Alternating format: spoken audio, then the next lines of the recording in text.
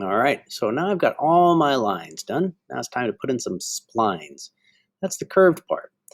So that's the line tool. This is the spline tool here, although spline, there we go.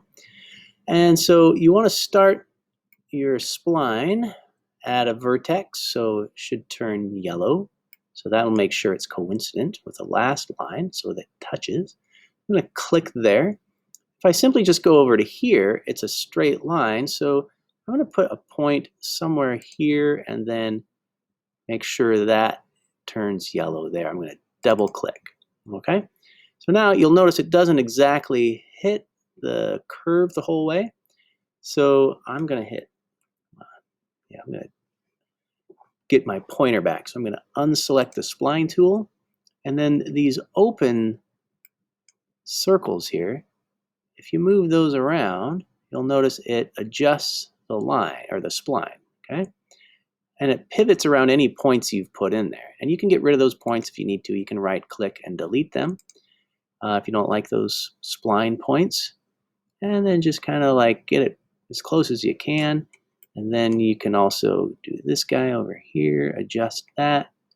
You can move this point around if that helps.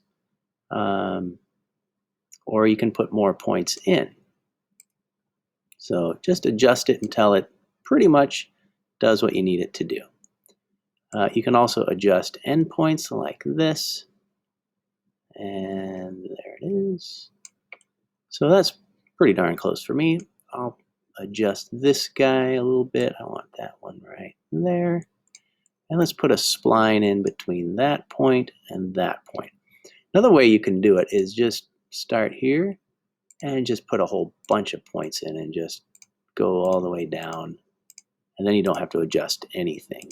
And then double click on the last one and you've got it. And now notice that whole area just turned gray, a real light gray. That's because it's enclosed. All my vertices touch.